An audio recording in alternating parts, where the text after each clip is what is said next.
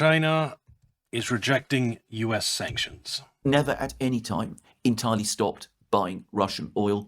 It continued to be a major importer of Russian oil, despite President Trump's threats.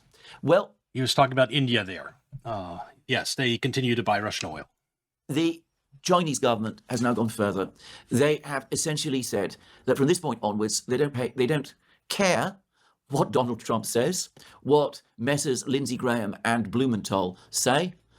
Chinese refiners in the past, some of the bigger refinery companies, have been wary of buying Russian oil, leaving it to smaller refineries, so-called teapot refineries, to do so. This has been because the biggest refiners, who engage in the international trade and markets and who sometimes have to use dollars, have been wary of getting enmeshed in American sanctions and secondary sanctions. But now the Chinese government is telling them to pay no attention, to buy Russian oil, to buy Iranian oil, and to pay no attention at all to what is done by the United States. And implicit in this is the assurance from the Chinese government that if the United States does indeed take action against these refiners, if it tries to enforce its sanctions against these refiners, then the refiners can rely upon the Chinese government for protection. Yeah, so that's the whole point. That's why they were afraid. You see, U.S. sanctions, primary sanctions, that's just the United States forbidding its own companies, its own citizens from buying like Russian oil and Iran oil. Secondary sanctions, that is them saying like, okay, you, this company in China, for example, you're buying Russian oil, and you have some dollars in the United States. We're going to sanction you and take your dollars if you keep on buying. It's going abroad to companies in other nations and saying, oh, you're not allowed to do that. We decide what your companies in your foreign country do. Those are secondary sanctions. And we'll punish your companies because you're doing some business with us in the United States. So you have dollars, and we can take those dollars to sanction you for buying Russian oil. And it's asinine. It's why a lot of companies are afraid to buy Russian oil or Iran oil. But right now, China said, fuck that. Go ahead and buy Russian oil, Iran oil. And if the United States tries to sanction you, tries to do something to you, we'll fuck the United States over economically until they stop. Which in turn means that China is prepared to take retaliatory action against the United States, which, as became clear during the trade conflicts of last year, China is fully able to do. Now, this is going to have a significant effect. It means that the world's other biggest economy, the economy which, by purchasing power parity levels, is actually substantially bigger than the American economy, the country with the world's biggest manufacturing base by far, and the biggest export in finished goods by far, which is China, is no longer even informally complying with American sanctions. Just for the record, US GDP, 31 trillion. Chinese GDP, 21 trillion. But the thing is, China undervalues its currency. That means it's artificially keeping its currency down. Like pushing. If China let its currency go up to stop interventions in market, like right now they have capital restrictions. If it's you or me in America wants to buy Chinese yuan, we can't. They're going to great lengths to keep their currency artificially low. If they drop that and put their currency at what it was really truly supposed to be, this number, the yuan becomes more value, and this becomes bigger. It'd probably be like 40 trillion. China is already a bigger economy than United States. It's just GDP is artificially small because they manipulate their currency. So China is already the biggest economy in the world. Certainly with American energy sanctions. And when the Chinese start to do this with energy sanctions, in my opinion, it is only a question of time before the Chinese stop complying with American sanctions altogether. So this is where we are. It again, Yeah, imagine us, the United States, the second biggest economy, trying to dictate what China, biggest economy, does. illustrates the gradual, in fact, not gradual, the rapid shift in global economic power as China's exports and its manufacturing might and its technological skill continue to grow. Now, as to what this means in the short term, obviously the Iranians can continue to export oil to China, provided the ships that carry the oil are able to evade the American blockade, as most of them apparently can. It's been commented on that the United States does indeed seem to be very wary of directly interfering in the trade between Iran and China. There's been much speculation that I've engaged in myself, about a possible Chinese naval intervention. I've said that before, that I'm absolutely convinced that there are Chinese ships already on their way to the Persian Gulf, and at some point they're just going to escort their tankers back to China. And by the way, this announcement to Chinese refineries to not worry about American sanctions, what would be the point of making that if they intended to allow the United States to continue to blockade Iran? I mean, if there's no Iranian ships coming through that blockade, then it doesn't matter whether or not Chinese companies respect U.S. sanctions on Iran. It wouldn't even be an issue. No, the reason they said that is because China intends to keep receiving Iranian oil. And to do that, the safest way, most effective way would be to just send its ships to the region and escort tankers all the way back to China. To protect shipping, carrying oil from Iran to China, the Chinese defense minister himself spoke in terms that strongly suggested that this might be a real possibility. And there's been lots of rumours about the Chinese Navy, which is actually, in terms of numbers of ships, the biggest in the world, being prepared to do this very thing. Well, it hasn't happened. And I'm going to suggest that the probable reason it hasn't happened. While Chinese economy has surpassed the United States, stuff like building a navy takes years. And United States, we built up all our aircraft carriers and all our ships over decades. We had 2,000 ships after World War II, and it's been shrinking ever since. But that means we had a very high starting point. And China is building up from zero, basically, over the last few decades. And so in another 5-10 years, they will surpass us in Navy too. But for right now, we arguably have the edge if it's just a Navy confrontation, like somewhere not near United States or China. U.S. would probably still have the edge right now. But that's on the verge of tipping, like even 2 or 3 years. I think at the rate China is producing ships, they might pass us in the Navy department, because the ships they're building are brand new, using the latest technology. Yes, we update our own ships, but some of them are older, and some of them use older technology. So I'd say 2 or 3 years before China reaches parity with the United States in Navy. Is because some people in the United States understand full well that if the United States were indeed to act in that kind of way, aggressively act to interfere with shipping between Iran and China, that might indeed provoke a Chinese military reaction, which would escalate the current existing crisis in the Persian Gulf. No, it wouldn't, because Chinese ships would just show up. So China will send its ships right into here, and then it'll escort its oil tankers out of the Persian Gulf, and U.S. ships will just stand by doing nothing, because if they attack Chinese warships, that means war with China.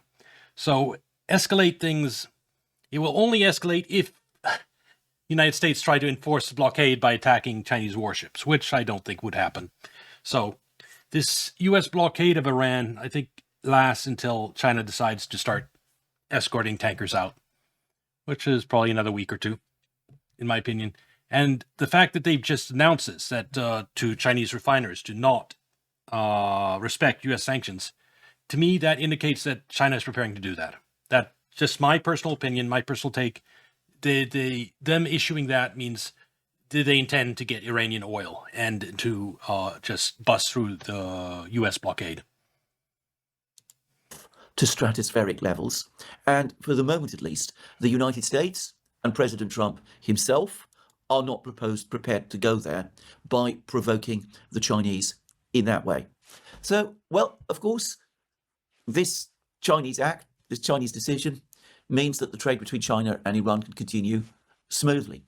But I'm going to suggest that, at least as important, perhaps ultimately in the greater geopolitical nature of things, given that these are both great powers, it is what happens in the Chinese-Russian relationship that is perhaps going to have more importance. The Russians at the moment are indeed busy increasing their exports of oil, and they are exporting oil to the countries in Asia that have been most affected by the Strait of Hormuz closure. So the Russians have been exporting oil to the Philippines. They've promised to export oil to Malaysia and Indonesia, something which I have to say does somewhat puzzle me, since as far as I was aware, both of these countries were oil producers and certainly at one time were oil exporters, but never mind. And well, interestingly enough, the Russians have also resumed oil exports to Japan, which is of course particularly badly affected by the events in the Strait of Hormuz. And in a few weeks' time, if the rumors are true, sometime around the middle of this month, the middle or end of this month, none other than Vladimir Putin, the president of Russia, is supposed to be going to China shortly after President Trump is himself supposed to be visiting China. These two events are important. For one, Trump's visit to China in just a few weeks is important in that it is unlikely that Trump is going to restart the missiles flying right before his meeting with China. He's already delayed his meeting in China one time because of the Iran war. He's unlikely to do it again, to start throwing missiles across again with Iran and to have to be humiliatingly delay his meeting again. It's not an absolute, but it means that I'm like 80% sure that until Trump's meeting in China, the hot war, the missiles flying back and forth will not happen. So that means some peace and quiet there. I don't think that any type of negotiations will succeed before then either. I think we're just in limbo. We're just going to stay in limbo for this month, for next month, and after 2, 3, or 4 months, the rest of the world, dying under the economic pain of the closure of Strait of Hormuz, will force Trump to make concessions to Iran to get the Strait of Hormuz open. That is my view. And it's, I'm starting to come to the view that, luckily, and this is good, that we're not going to go the escalation route, that the missiles aren't going to start flying back and forth.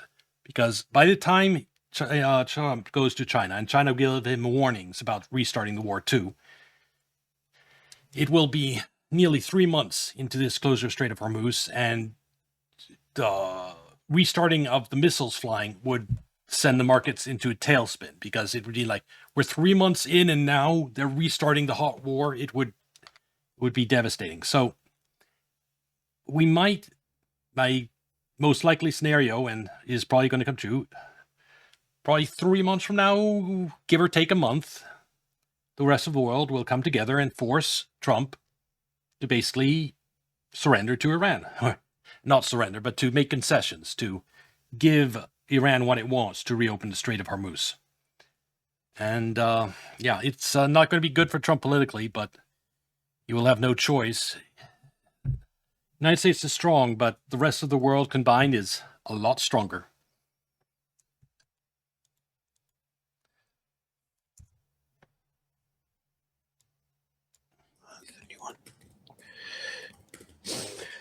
Alex, good to speak to you again, man. So it's not getting better, and I don't say this just to because it sounds cool to talk about how things are getting bad. It's genuinely not going well at all. There is a peace proposal made by Iran, like a concession made by Iran that we're happy to negotiate even if the blockade is there, and Trump refused that. So that was a positive development. And then on the other side, though, Iran still has the same demands they had beforehand, and we're seeing a lot of movement, a lot of talk in the US and in Iran about going back to war, which sounds to me sounds like such a stupid idea. Obviously, it's horrible for. Well, again, that because of that Chinese meeting I think that Trump is less likely to restart the war, at least until he's gone to China. So I now view that we're not at risk of escalation and the Gulf going up in flames before that meeting with China. And I will add that the risks of escalation have become greater in that if missiles start flying again, yes, it's practically guaranteed the entire Gulf will go up in flame, because the IRGC has stated now officially that for every one target hit in Iran, it will hit 4 targets in the Gulf and Israel. So for every one missile we dump, we hit something critical in Iran, they will hit 4 critical targets outside. And you can see that if we begin a major bombing campaign in Iran with this threat in effect, yeah, no oil's coming out of the Persian Gulf for a while. So let's hope that doesn't happen. For Iran to be bombed again. Terrible for the region. Kuwait exported 0 oil last month, man. 0. No barrels of oil. First time since 1991. And then the US, the munitions are depleted. It's just costing an arm and a leg. Their bases are destroyed. I know we talked about this a while ago throughout the war. I'm not sure if you saw the CNN report, but they've been obliterated. And so that's on the American side. The radars are destroyed. So it just sounds like a bad decision overall. But Brad Cooper is in CENTCOM now visiting the bases. A guest told me earlier today, which is not a good indicator. A lot of military assets are moving to the region. They've even moved 8 of their hypersonic missiles, the Dark Eagle. I didn't know it existed. Yeah, the Dark Pigeon. But yeah, they've moved the Dark Eagle to the region. So yeah, man, I'd love to get your thoughts. We haven't spoken in a couple of weeks. What do you make of where things are at now? Were the proposals that they sent earlier in the week, were those confirmed by Iranian officials? Because I have not seen a statement today. The first two, not the 14.1. That has been confirmed. No, they've reached. So today today has been confirmed. Yeah. Yeah, the one today. Yeah, the one today is earlier in the week. No, nothing's been confirmed. The only confirmed ones, according to a semi-official, the semi-state media outlet, that's the news. The Deputy Foreign Minister. This is video for later. Germany in big trouble. Yeah, so is that the plan? Yeah, exactly. It's the same one. So their demands. So the only concessions they were, according to Wall Street Journal, not confirmed, is that they're happy to negotiate despite the blockade that came up, which is nothing that significant. It's a positive. Not significant at all. As long as Iran has the Strait of Hormuz closed, yeah, they're an attractive victory. So might as well negotiate. I've never. What I thought was stupid, and when they did that, is agreeing to open the Strait of Hormuz before negotiations. That I thought was just retarded. How the Strait of Hormuz being closed is Iran's leverage. If you give up your leverage before negotiations, it's just going to get steamrolled. It's akin to surrendering nearly. And so I thought that was extremely stupid on part of Iran. Agree to negotiations, sure, and do all the negotiations you want. But until there's a deal, you keep the Strait of Hormuz closed. You keep your leverage. And it amazes me that anyone in Iran thought differently. Step for diplomacy. But their demands that came out again today are identical to what they were before. Putting out of US bases, cease of hostilities across the entire region, lifting of sanctions, reparations, unfreezing of everything, unfreezing of assets. When I say Trump will be forced to surrender, he won't be forced to accept all of this necessary. What he will have to do is use that, what he's saying, as a basis of negotiations. Like we'll have to say, well, we'll maybe only keep half of our bases in the Middle East, like that type of deal, or where we won't pay reparations, but we'll allow you to charge a toll, and you can get your reparations that way. That type of deal. I don't think the United States is going to directly pay reparations, but allowing Iran to control the Strait of Hormuz and charge toll, we're giving them the ability to collect their own reparations. So that's the type of deal I see. I see Iran charging a toll, and it will get its reparations that way. U.S. making some concessions about closing some bases. Frankly, they've just destroyed 13 of our bases in the Middle East, and I don't think we have the money or the will to rebuild all of them anyway. So we'll decide which bases we want to keep, and then the rest will say, well, we don't really need those. And so the U.S. presence in the Middle East will shrink. So those are 2 concessions. And then on the nuclear issue, I think we're not going to get much. We'll have to lift sanctions. Maybe we'll lift sanctions in terms of control in exchange for something on the nuclear front. It will be like the equivalent of Obama, maybe. But we'll have to lift all sanctions and agree not to sanction them again. This is me just throwing out there. That's the agreement I see them eventually coming to in about 3 months when the rest of the world forces Trump's hand. Pro-Israel lobby will hate it. pro-war lobby in the United States, yeah, will hate it too, but they'll have no choice. Trump will have no choice. They'll have to eat that. And Iran will come out of this a lot stronger. That is the most current, most likely scenario. Is always the danger of escalation, especially after Trump's meeting with in China. But we'll have to see about that. And yeah, it's Iran will not get everything again that he outlines as their current demands, but it will get a big chunk and the parts it really wants.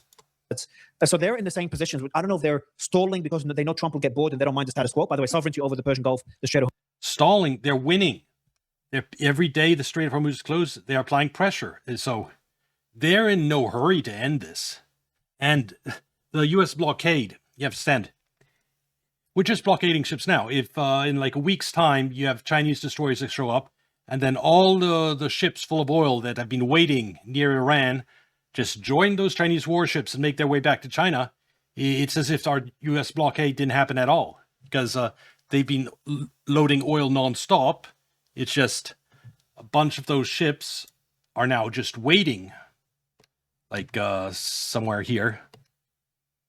And when Chinese warships arrive, then they'll all go out in a batch, and the flow of oil from Iran to China will be practically uninterrupted.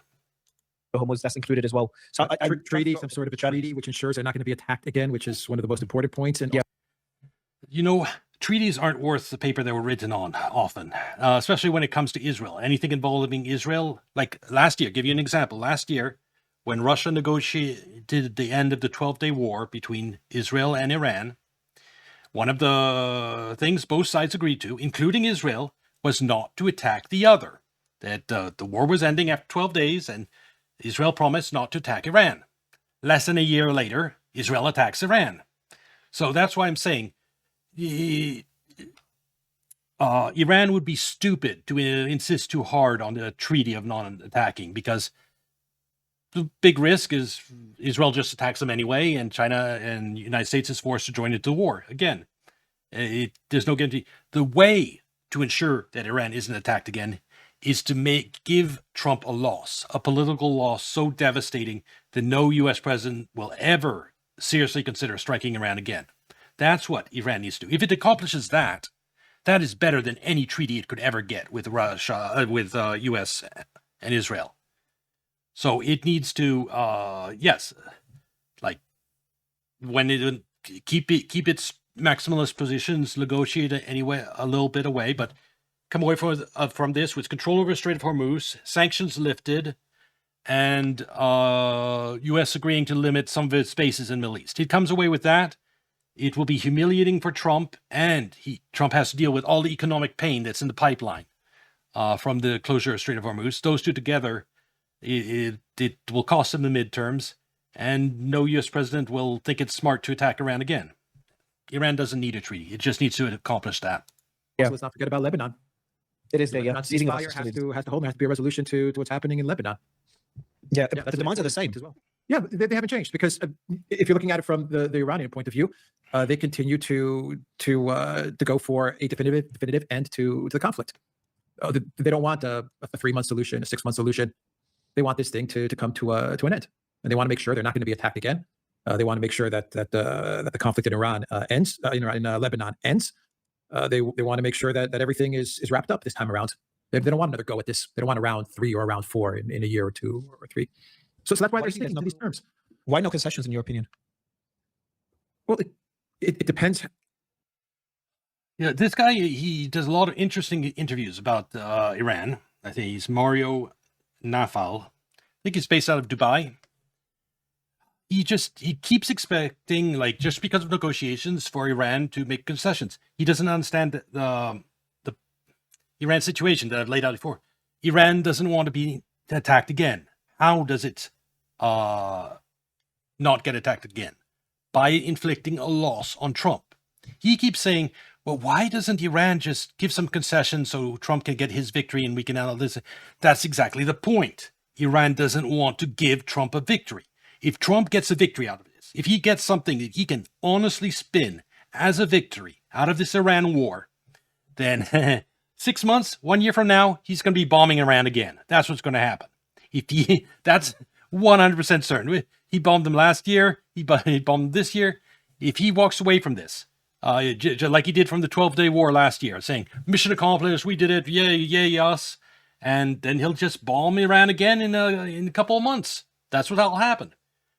To avoid that, to avoid having a bunch of new leaders killed, a bunch of infrastructure destroyed again at some point in the future because of a U.S. attack, Iran needs to inflict on Trump a loss. It cannot give concessions to Trump, which will allow Trump to spin it as a victory. That's the one thing Iran can't allow. And so, please, Mario, stop asking about it. It's stupid of them to do it, and they won't do it. I think they're smarter than that. From which side you're looking at it as to who's winning? The Iranians feel that they can outweight the United States. I mean, we are in a waiting game, right?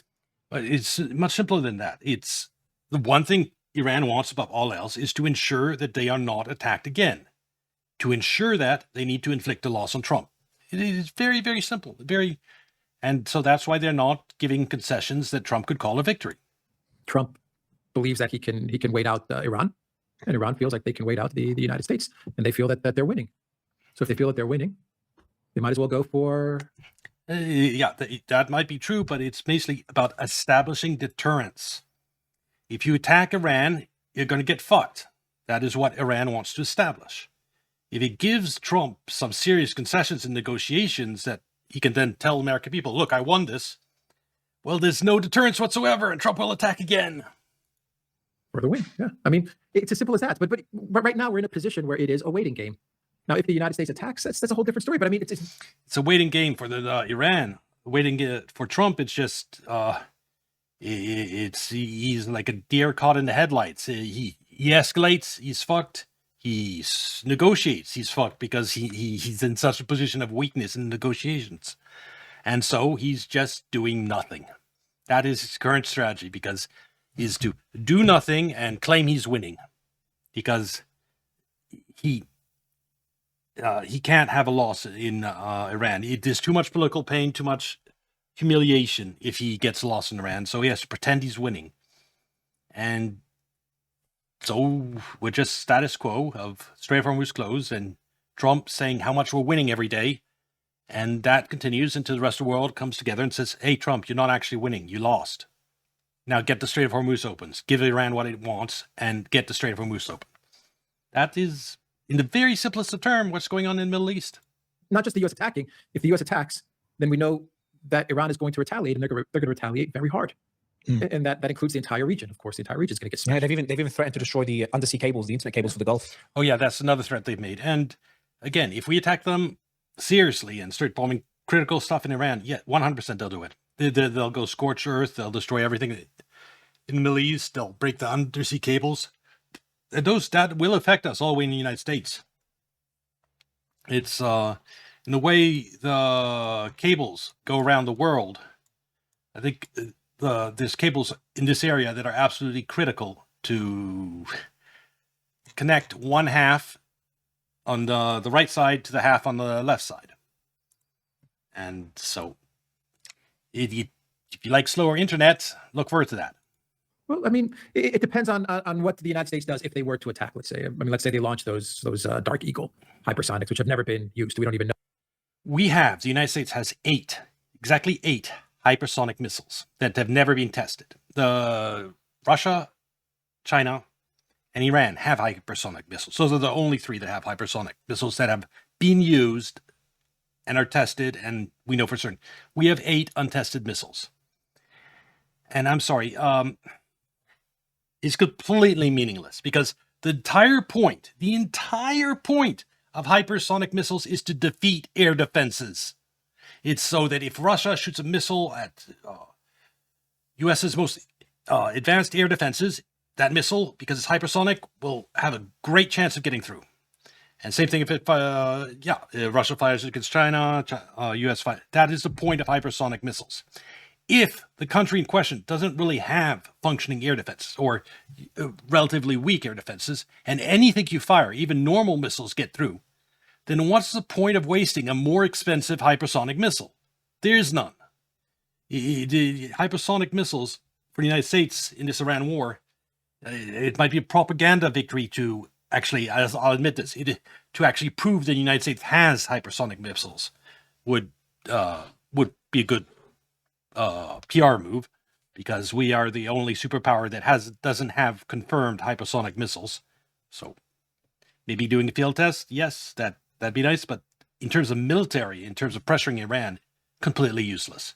We can just fire a regular non-hypersonic missile, and nearly 90% of the time it hits its target in Iran. So, and the explosion is the same whether it's hypersonic or not. So why waste a hypersonic missile that's just far more expensive? It's just a PR move on Trump's part to say we have these hypersonic missiles. We could use those. know the effectiveness of this thing. It sounds like a long shot. I said a couple of days in a video that it sounds like desperation from Trump. It reminds me of Ukraine and searching for the wonder weapon that's going to make the difference. So I mean, they're now looking at hypersonic missiles that have never been tried in combat. Yeah, it costs $40 million a pop, a unit. They can only make 1 to 2 a month. Yeah, versus China can. We have 8. We can make 1 or 2 a month. They're meaningless in terms of inflicting any significant damage on Iran, a country that's like 4 times the size of Iraq.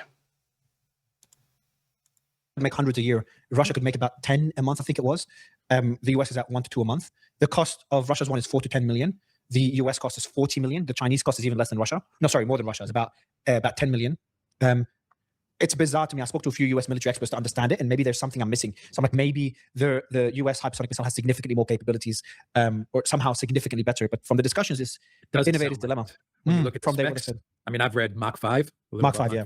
Yeah. I mean, when you look at the specs, it doesn't sound like it has anything that the Russian or the Chinese hypersonics don't already have or have had for many, many years. Look, Russia, China is way ahead on the US when it comes to missiles and hypersonics, and we're not even talking about the Orezhnik and stuff like that. I mean, they're way, way ahead of the United States on all this stuff. But look, they have these hypersonics, they claim. Well, they do. They have these hypersonics. They want to test them out. They think it could force Iran to make concessions to come to Trump's terms and demands. We'll see if they actually go for it, or if they continue to just play this game of wait the other side out. If that's the case, then we're going to be at this for a couple of months, right? And we're just going to wait and see who can last longer. Most people say Iran's going to last longer. Most analysts say Iran can outlast the United States and the global economy, for that matter. I spoke to a professor. I'll tell you a professor I spoke to.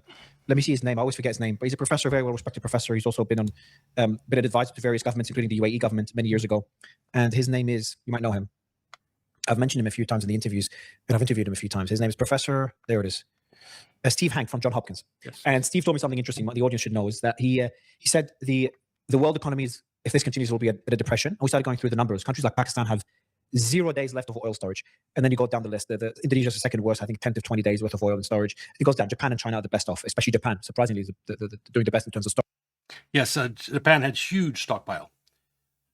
And it makes sense for a nation that depends like nearly entirely on imported oil to have huge stockpile, especially a first world nation. That's just being smart. But it's putting pressure on it. Those stockpiles are being used now by Japan. Every month that the Strait of Hormuz remains closed, that's their stockpiles going down. And they'll need to rebuy that oil and replenish those stockpiles as soon as the Strait of Hormuz opens. So it'll put upward pressure on oil eventually. Storage facilities. Now, that's Asia. Europe is Europe. You know Europe really well. They're pretty screwed. Australia's not in a great position. But he said, so the global economy is in a very bad... Him just say, Europe's screwed. Leaving it at that. Yes, exactly. Europe is completely screwed. Well, that's just oil, not helium, fertilizers, etc. The Secretary General of the United Nations said that if this continues, there'll be millions, about 30 million people plunging into famine. People don't talk about these people that have nothing to do with the war. Now, he said he measures the... I said it. There'll be tens of thousands of people starving to death because of this Iran war next year. Because of the food prices will go up, like double or so. Yeah, probably double or something. And when food prices go up, the poorest places that can't afford to pay more, they starve. Inflation in Iran. He said, Mario, the inflation in Iran is actually worse than being reported. So Iran's doing worse from an inflation perspective. Their currency is at an all-time low.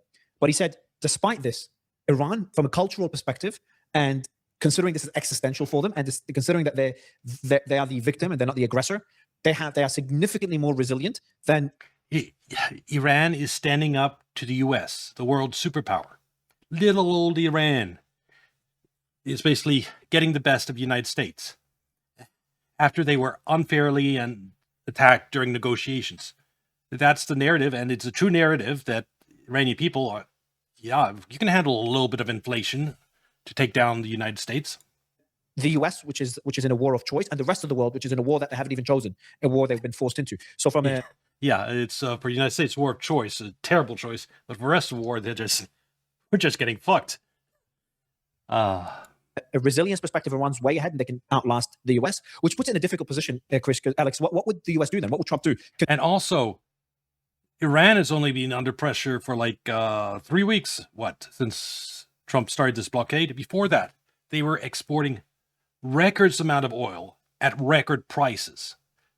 So they built up a huge buffer of cash to stabilize their economy before we started the blockade on them. That was really kind of us, wasn't it? Continue the naval blockade. If it fails, do you just walk away, or you go back to the military option? What he should do is walk away. Absolutely, that's what he should do. He should do Well, that he should do. tomorrow. You think He should do that tomorrow. Is walk away, but he's not going to do it. He's not going to be allowed to do it. I mean, going back to the issue of inflation Trump can't walk away because Strait of Hormuz is closed. and the Iranian currency, I don't think that plays such a big role in the current situation, right? I mean, people in Iran are not going to go around and buying stuff from outside Iran. They're not going to be traveling around. They're going to get paid in their local currency. Whatever Iran needs in order to survive this thing, they're going to get from China and Russia, Yes. right? They're going to get all of the goods that they need. They're going to get it from Russia and China. I just don't see the domestic economic situation in Iran as being such a big factor at the moment. And of course, they're charging their toll, their 1 million or 2 million toll for ships that are passing. There are ships that are passing through. There are ships that are moving through. Yeah, There are I've got a ships that are report for being you. seized. That's all. Yeah, so I mean, Yeah. it's kind of a mixed bag. But There's a report that just came in. Let me read it quickly for you. There's a massive one, a $220 million worth of crude ship that went through a super tanker called Huge, that went through, according to tanker trackers today. That's a great name for a super tanker. Huge. The huge tanker went through the Strait of Hormuz. I love it. Oh, not today, recently, but they've just been tracked. That's number one. And the report that just came out, I saw it before this interview.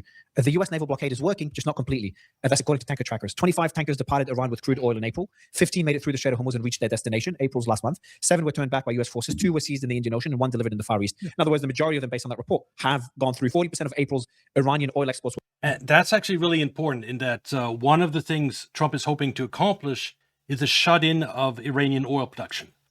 The shut-in is oil pumps need to be always on. They need to always pump oil. And if you run out of storage for that oil, you have to turn off the entire pump, and it's called a shut-in. And it takes weeks, if not months, to get everything back on running when there is storage again. And so Trump is hoping by doing this blockade of Iran to force Iran to shut in its oil production. Problem with that is that some Iranian ships are getting through, and if that means it is exporting some oil, and it'll take a lot longer to run out of storage, and it has a lot of storage to begin with. So the risk of a shut-in probably 2 months before Iran would be forced to do a shut-in if the United States managed to stop all Iranian ships from this point on. If it doesn't, it might be longer than that. Were stopped. 60%. And if China starts escorting ships out, it will never happen. So the majority have gone through, according to tanker trackers. And that's last month. And now and there's also the corridors through Pakistan. There's videos. I was playing it from my audience earlier. So the cars, hundreds, if not thousands of cars and motorbikes, this footage of just oil being smuggled. It's surreal. yeah, absolutely. They'll find a way. And then you have the news about China telling Besant in the U.S. to shove their sanctions, their secondary sanctions. That's a big move. It's a big move, and it's not getting much. Yeah, the China, like we just looked at earlier, has told us big refiners, fuck it, buy whatever oil you want. Don't worry about U.S. sanctions. If the U.S. tries to sanction you for buying oil, we'll retaliate and we'll protect you. We've got your back. And so that means there'll always be a buyer now for Russian or Iranian oil. Before, it was only the smaller refiners in China, those that didn't have any dealings with the United States, that dared risk buying Iranian oil. Now it's going to be everyone. Much attention. It signals that China and Russia, they're in this with Iran. They're going to support Iran. They're not going to let Iran crumble. That's bad news for Didn't, Trump, yeah. China didn't even do this for Russia, did they? Not abiding by No, sanctions. no, At least I believe they. from a No, legal no, no, perspective. No, I don't think they did it for Russia. Russia is selling more oil everywhere. And if it was going to do it for Russia, it would have done it at some point in the last 3 years or 4 years since Russia invaded Ukraine. It, in fact, is doing it now, like 2 months after Iranian war starts. It's doing this for Iran. And the fact that it's saying this, to me, in my mind, means that it intends to escort tankers out of the Persian Gulf with Chinese military ships sailing to Iran, sailing back with tankers, and going through, daring the United States to attack them and start World War III. And I don't think Trump will do that. So the fact that China has told its refiners, don't worry about sanctions, I believe you're going to see Chinese warships in the Persian Gulf soon. No, China was very, very distant from Russia throughout the entire conflict. It's not as the media portrays it that China is backstopping Russia and supporting Russia. No, but then again, Russia hasn't really asked for much help from China. But when it comes to Iran, this move on the sanctions, it's a big move. It's a very big move. It is. And it does signal that China's in this with Iran. So, when you put all of those factors together, you come to the conclusion that that Iran should be able to outlast, not so much the United States, but say the collective West economies, the other pressures that are going to hit Trump. Yes, the rest of the world will twist Trump's arm into capitulating to Iran, and that will happen long before Iran reaches the breaking point where it needs to do concessions itself. Trump has a shorter timeline till he loses than Iran, and that may force Trump's hand. These are the things that are going to lead to Trump perhaps having to make some concessions to Iran. I mean, the 14-point plan, I'm sure there's room for some concessions. I'm sure there's room in there for negotiations. You'll say people will say it's a maximalist position. That's fine, but these things can be discussed. I'm sure there are parts of the 14-point plan which are non-negotiable. The 14-point plan is the U.S. plan that they proposed to Iran. And it's, Trump's dream list of Iran gives Trump everyone think it wants, but it's not a starting point for negotiations. It's going to be based on Iranians' demands, and the United States, when they finally do the serious negotiations, will give serious concessions to Iran and like lifting sanctions, letting Iran control the Strait of Hormuz, and some type of nuclear deal. I think Iran, the Strait of Hormuz are equivalent to a nuclear weapon. Now the entire world knows that if you gave the world a choice, okay, Iran could have nuclear weapons, but it doesn't control the straits, or Iran controls the straits but doesn't have nuclear weapons. Which would you prefer? I think the entire world would prefer nuclear Iran that can't control the Strait of Hormuz, because Strait of Hormuz is just a much more powerful weapon. Right, but the things that are going to push Trump to fold, are going to be the pressures on the global economy. It's going to be the price of gasoline and how it affects people in the United States. It's going to be farmers. It's going to be fertilizer. It's going to be helium. It's going to be all kinds of things. Jet fuel, inflation. All these things are going to affect Trump and his administration in a big way, and they're going to force, and his polling numbers. They're going to force Trump. Yeah, if this thing Trump's keeps on, polling numbers are already terrible, and we haven't really experienced the pain yet. The pain will be this summer from the closure of Strait of Hormuz. Then another set of pain next year in terms of food prices. But the main one, the one that affects midterm, will be this summer, gas prices. And the prices of everything else, which will be dragged up by those gas prices. It's not going to be fun. Summer this time. ongoing for 3-4 months. It's going to force Trump to The New Washington Post, ABC Ipsos poll, 61% of Americans say Trump's military force against Iran was a mistake. CNN polling shows 77% blame Trump for rising. Only 60%?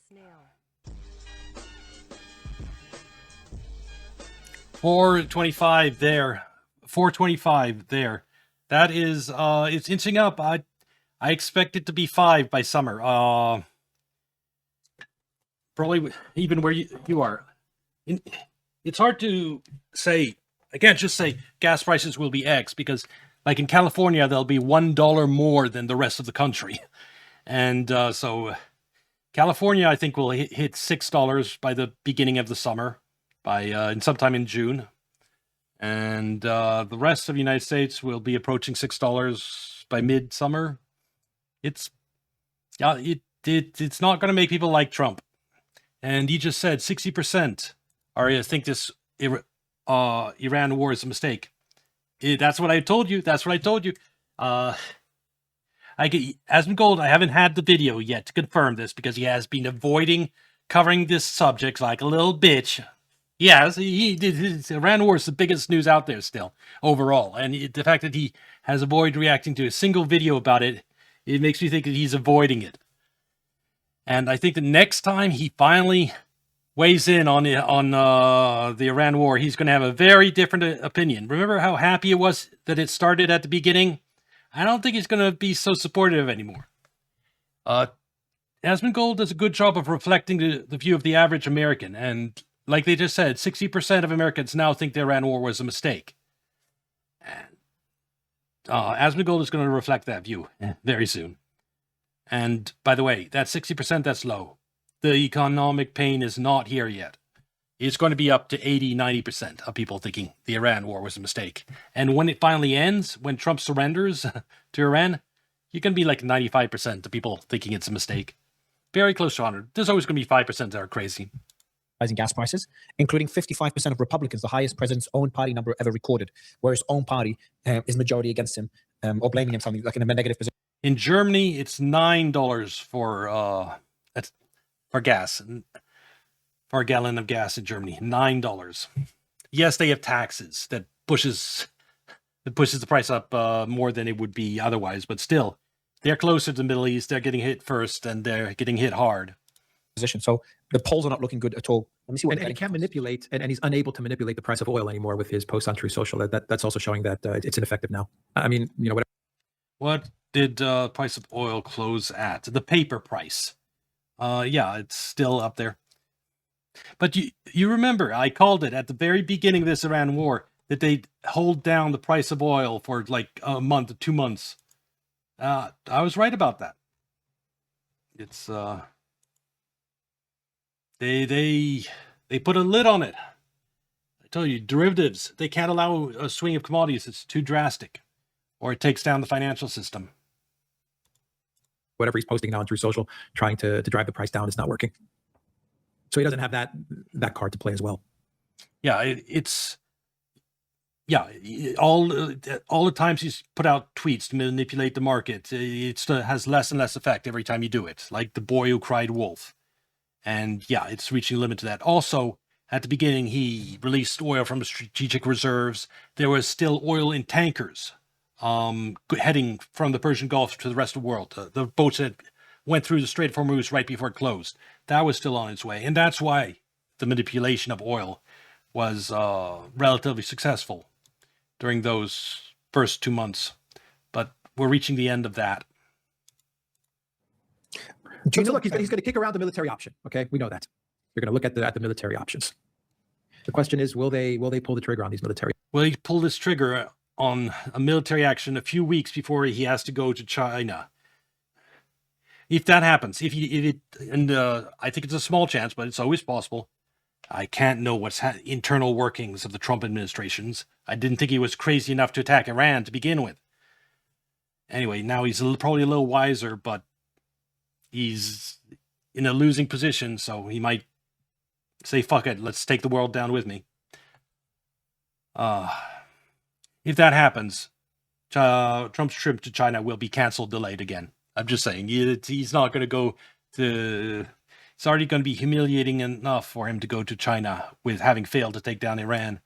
But if the shooting starts again, he won't go to China. It'll be another delay. Options, and what options do they? Can they? What options? They're depleted everywhere across the board on weapons. Are depleted. I mean, they've even. Yeah, we're being. Lossing one. Yeah, helium. 30%, 31% of the world's helium went through the Strait of Hormuz. So of course, helium is going to go up everywhere.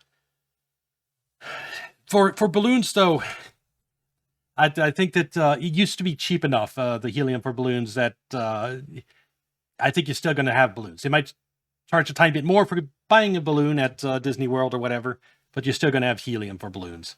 The real problem is chips. That Taiwan needs helium to make like graphics cards, or advanced chips for computers, and so computer prices are going up, and all type of electronic prices are going up because of the shortage of helium. It won't be fun. Oh, by the way, hi, nice to have you here, Losang. Even sent letters. They've even sent notices to their European partners who are funneling weapons to Ukraine that they're going to have to wait. The U.S. doesn't have. In the meantime, they've just fast-tracked weapons delivery, $8 billion worth to the Gulf yesterday. They fast-tracked it to the Gulf at the expense of the Europeans even further. So Europe has been... Yeah, Trump, it was a small story, but Trump announced that, no further arms delivery to Europe for the foreseeable future. It's all going to the Middle East, or the U.S. is just keeping it itself to replenish its diminished stockpiles. completely neglected, and obviously he's pulling out troops from Germany. You've seen that. The U.S. is not. It also shows that the U.S. does not have unlimited resources and unlimited powers, which is what the neocons always sell the people on when they go to war. Everything's unlimited. It's all. Yes, U.S. is superpower, strongest military of the world. There's no way we could lose to this little nation of Iran, and that is the image portrayed by the media, and that's why Asmongold was so happy when we attacked Iran, because he was figured we'd win the war. I wonder if he'll be less naive next time we hear him chime in on the situation. I mean, honestly, I will be disappointed in him if he hasn't learned anything about, like, destruction of U.S. bases, radars, the depletion of our ammunition. You know, if he hasn't learned any of that, I'll be disappointed by him, because it's been a while now. And he's supposed to be a political commentator. He needs to learn the facts eventually. I mean, you can only delude yourself so long before it becomes inexcusable. Now, helium is important in a lot of things, but in terms of the most important industrially is chips.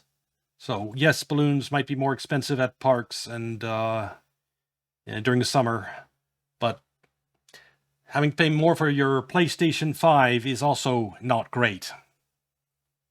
Semiconductors, fiber optic cables. Oh, yes, fiber optic cables. That's another one that's critical, that's linked to helium. I know that because Russia is lowering its exports of helium right now. Guess why? So it can use more of that helium for fiber optics for its drones. So Russian exports of helium aren't going to save the world, because it's busy using so much of it for its Ukraine war. Unlimited. Don't worry about logistics. Don't worry about weapons. Don't worry about any of these things. Everything is unlimited. It's not. The U.S. is overstretched, and we see that they are having to pick their spots. I mean, we see it. It's obvious. Yeah. You know, Trump. While this Ukraine war was going on, the United States had no business attacking Iran. I mean, two major wars like this is. Ukraine is a U.S. proxy war. It's been a complete drain on our inventories of weapons and ammunitions. It's, nearly as much as if we were involved personally. So, no business attacking Iran while Ukraine is still ongoing. You know, he tries to cover it as best he can, but it's crystal clear that they don't have unlimited resources to keep all of these wars and all of these conflicts going. And of course, the one that they're focusing on is Iran, Israel, Lebanon, of course. That shouldn't surprise anyone. Well, actually, yes. It's a problem that Trump initially bombed, but at this point, with the Strait of Hormuz closed, now it's just normal to focus on Iran first, because Strait of Hormuz is choking the world economy. There's no point focusing on anything but that, and it has nothing to do with Israel anymore. It has to do with getting oil out of the Gulf. Obviously.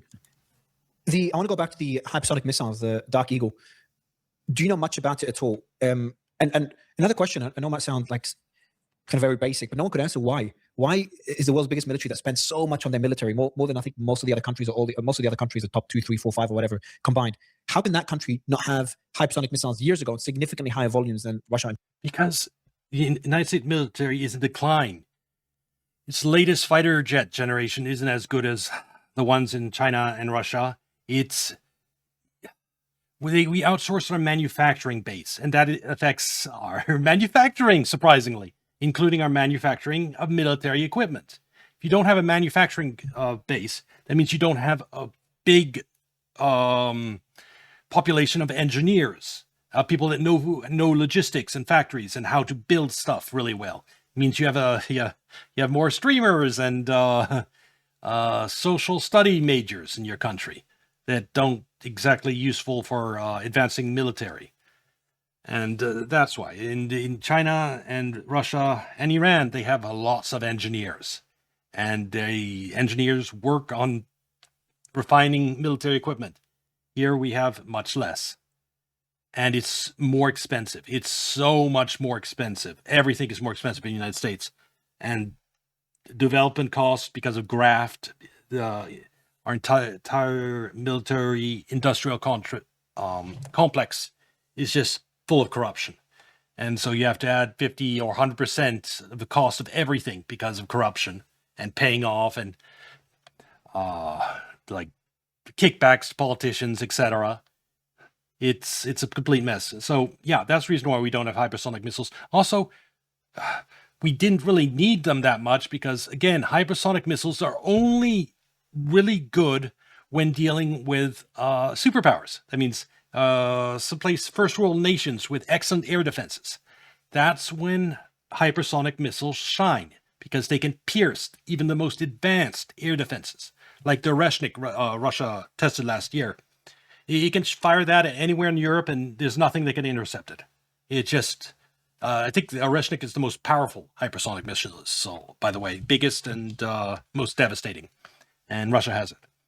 And if you're attacking someplace like Syria, Libya, even Iran, they just don't have the air defenses to make hypersonic missiles worth it or cost effective.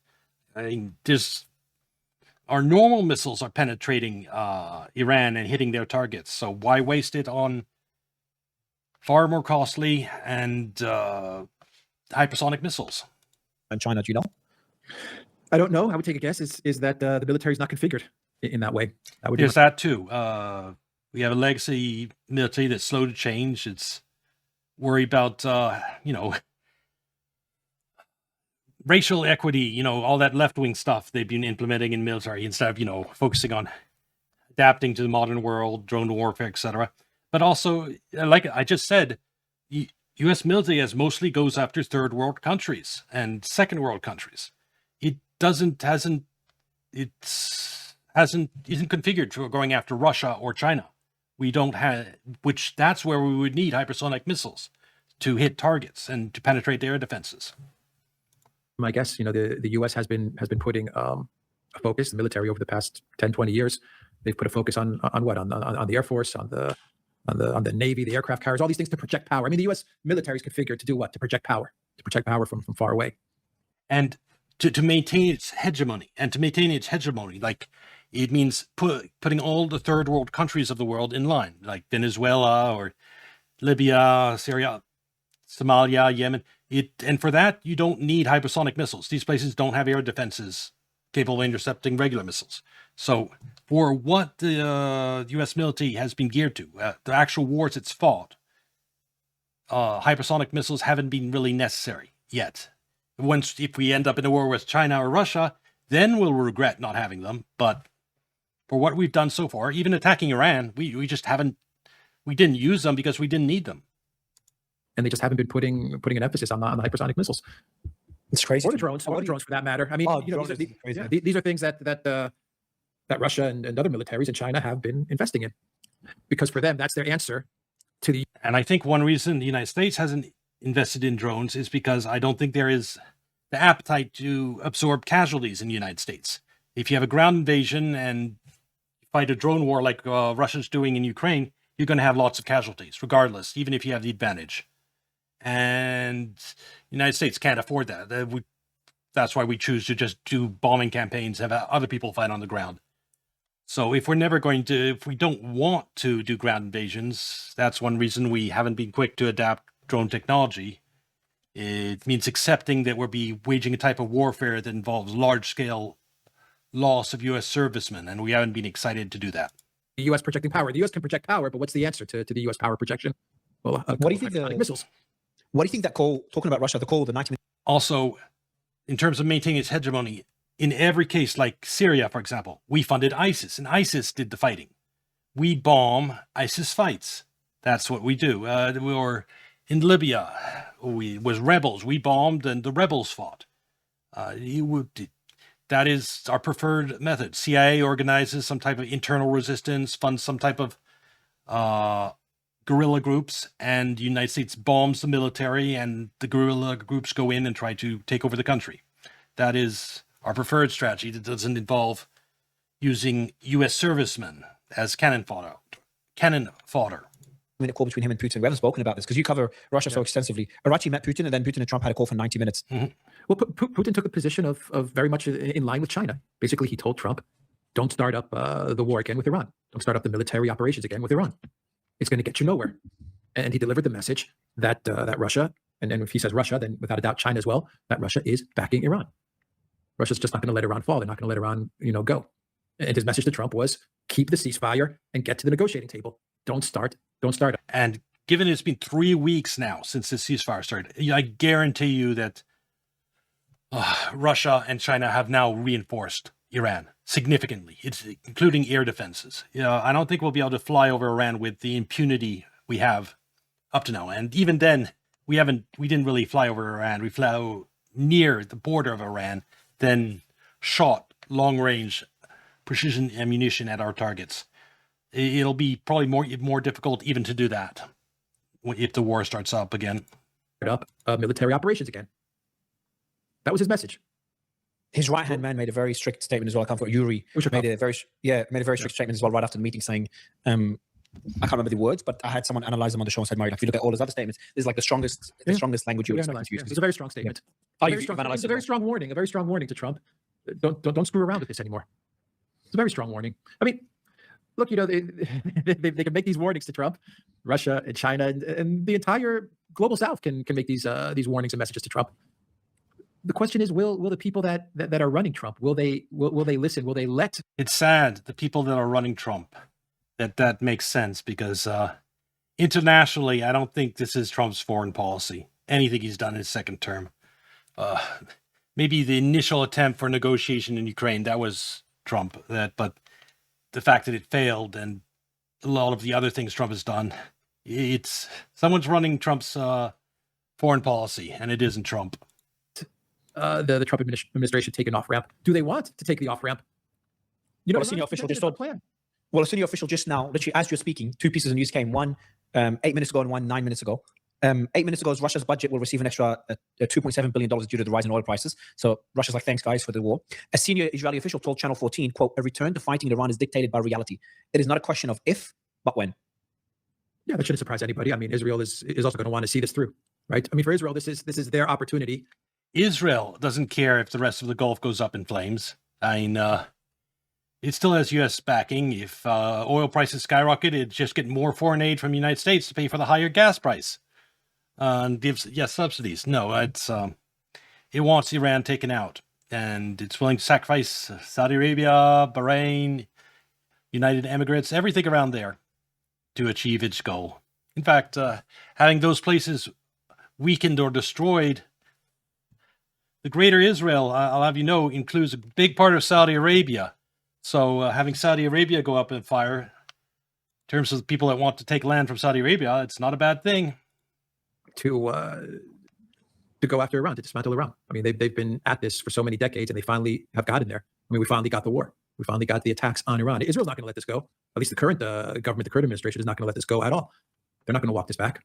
They're not going to let Trump off the hook if we assume that Trump wants to find an off-ramp. I mean, yes, but theirs is the rest of the world. And how much there's going to be increasing pressure from the rest of the world to not do this. And Israel, is its control of the United States greater than the entire rest of the world combined?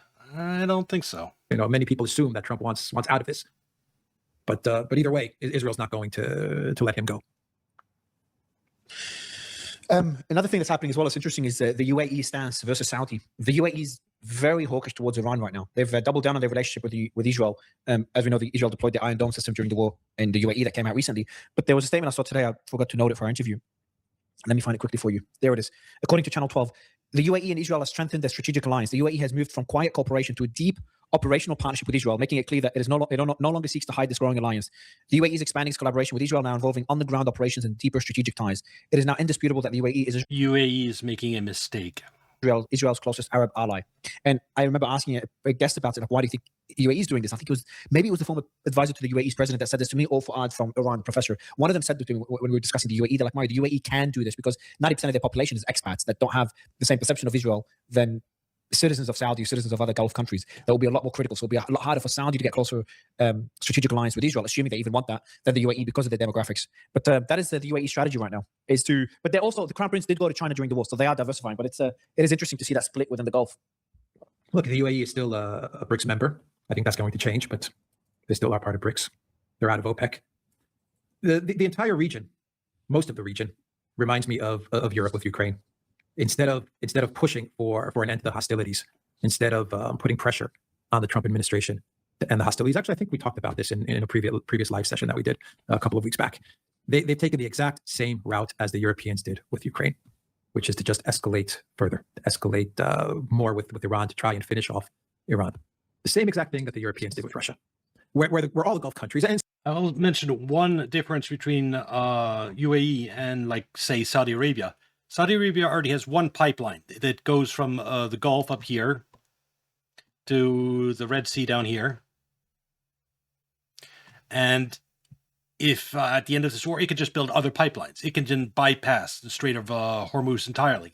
So whether Iran charges a toll for years to come here matters much less for Saudi Arabia than it does for United Emirates right here. Because they don't have any real way of bypassing the Strait of Hormuz.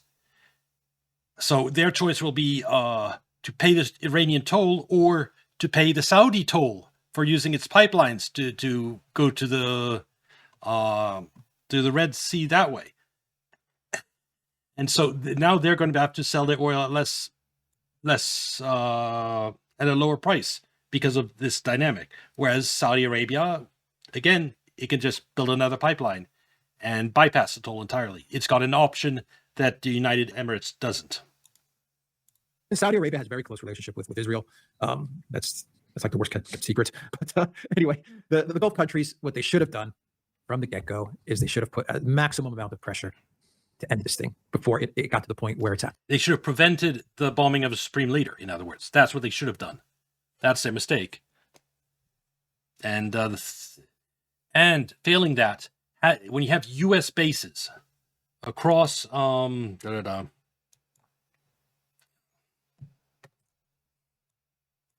these bases had U.S. military bases that were used to attack Iran. They were participants to this war.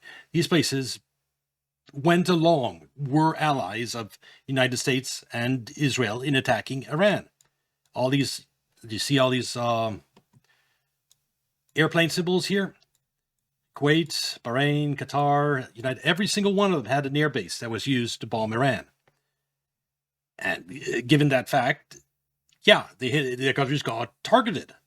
So get rid of the U.S. air base, shut it down as quick as you can. If you can't convince the United States not to attack Iran, then shut down U.S. bases there and say we're not participating. If the country had done that, if United Emirates had done that right before the Iran war and not allowed its airspace to be used to attack Iran, they probably would have mostly gone out of this unscathed. And Saudi Arabia has a very close relationship with Israel. That's like the worst kept secret. But anyway, the Gulf countries, what they should have done from the get-go is they should have put a maximum amount of pressure to end this thing before it got to the point where it's at. But do you think Trump will listen to them? Do you think Trump will even listen to them? I don't know if he'll listen to them or not. I don't know. I don't think Trump is listening to anybody, but or he's listening to the wrong people. Let me put it another way. But whether Trump is listening or not, whether the United States is listening or not, it shouldn't have stopped them from doing everything in their power to collectively put a stop to this before we ended up to where we are. I mean, they should have done this from day one. They should have done this before. You had the negotiations. You had Oman mediating. They should have done everything in their power to prevent this war from even happening. But once again, very much like the Europeans, the Gulf countries bought into this fantasy. They're also puppet states of the United States, of the deep state. And so, like the good puppets they are, they just went along with the war and they got completely screwed over.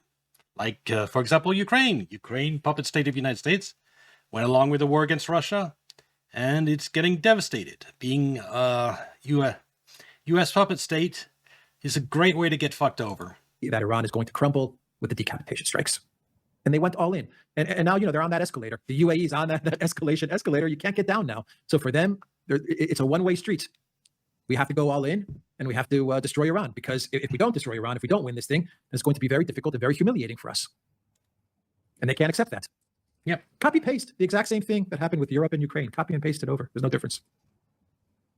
But China and Russia won't have that to happen. Like, there is no scenario anymore that Iran becomes a failed state in any way. Or I just don't see I don't think that the US, Russia and China, but maybe even the global community, even the Gulf, considering the consequences, I don't think the scenario of having US troops on the ground in Iran is feasible anymore.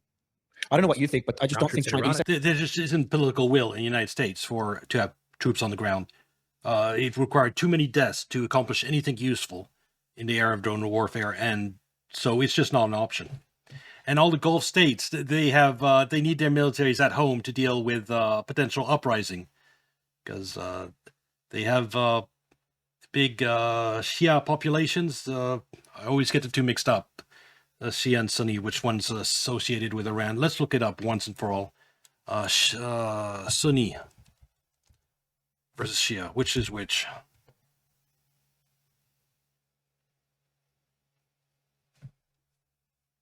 Okay, which one is Iran?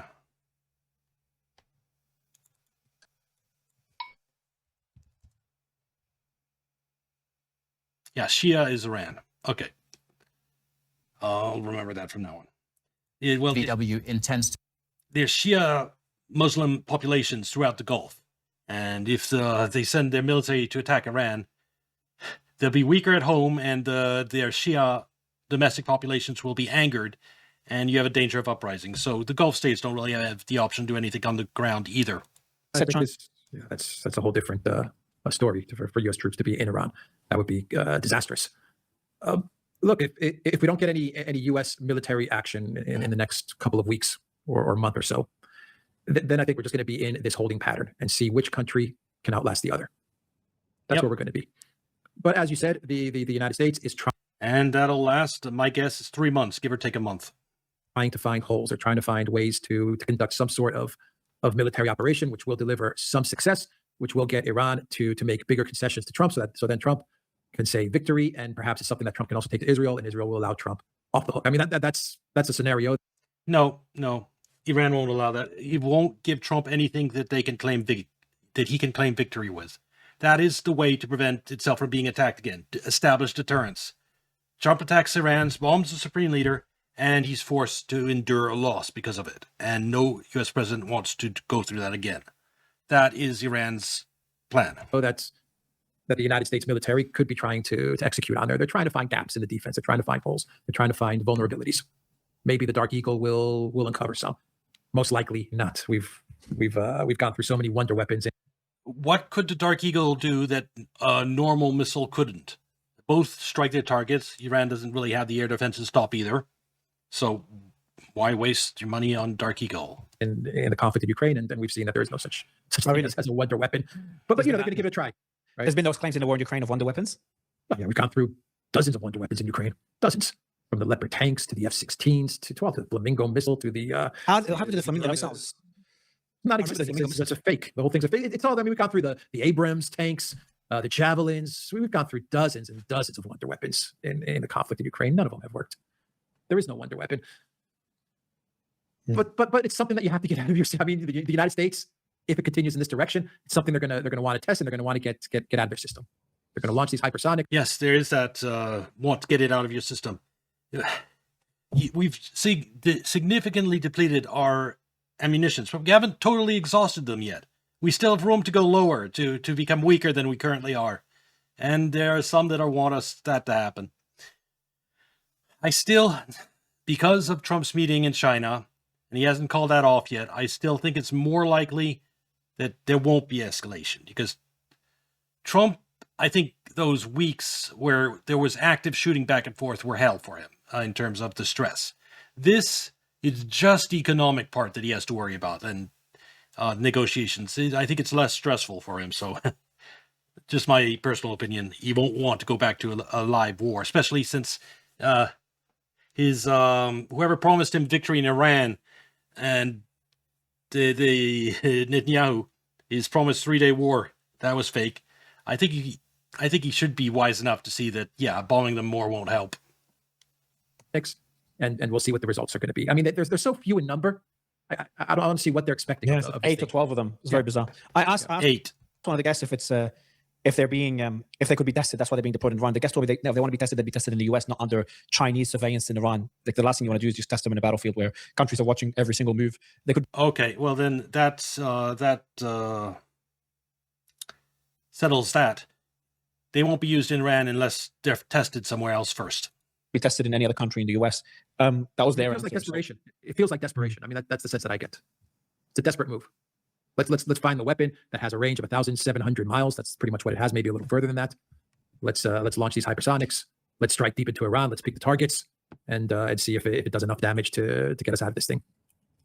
I'm just checking now quickly. So we look down a bit more. Just as we wrap up, there's a piece of news that came in from Al Arabiya that said, let me just quickly check it, because that'll be a pretty significant concession from Iran.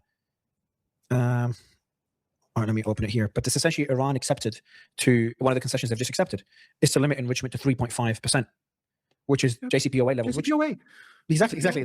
People are going crazy about it. Yeah, that's what I said a little bit earlier, is that's what Iran will eventually offer in exchange for sanction release, etc., is basically the same as deal as Obama. But I'm Which would be humiliating for Trump. Trump ripped up that deal saying it wasn't good enough. And if he's forced to take that exact same deal, oh my God, is it humiliating for him? Enrichment is the easy part. That's easy to solve. All of it is easy to solve. All of this stuff. The hard part now is how do you remove the U.S. blockade? How do you get the Strait of Hormuz back up and running again? And perhaps the most difficult is how do you deal with Israel? How do you deal with Lebanon? And how do you get some sort of an agreement or a treaty in place that guarantees that Iran is not going to be attacked again? That's almost impossible to resolve that. But yeah, and by the way, Israel withdrawing from all of Lebanon, that will be part of the deal too. That absolutely. They might have. Israel isn't keeping any of the territory it's getting right now in Lebanon. They want to inflict a loss on Netanyahu too. You can add a deterrence, which could be in the form of Russia and China or something along those lines. I mean, I just don't see how you're going to be able to get some sort of an agreement or something passed by Congress, which is what Iran is pretty much asking for, which guarantees their security. That's going to be impossible to happen. That is pretty significant. Again, they don't need to. They just need to establish deterrence, make this painful enough for the rest of the world, and just need to hold the state rates of Hormuz closed for another between 2 and 4 months, and they will have accomplished that. The rest of the world will be so painful that, trust me, if places like Japan, South Korea ever hear inkling of a U.S. president thinking about attacking Iran, they will jump in and say, no, don't do that. Iran's security will become the business of the rest of the world because they don't want to go through this painful experience again. That's the outcome. And so there is a solution to all this. We're heading towards. It's just going to take 2 to 4 months, somewhere in there. And then things will just solve themselves. And Trump will get fucked, Netanyahu will get fucked, and Iran will come out of this much stronger. And the rest of the world is going to hurt a lot before this happens.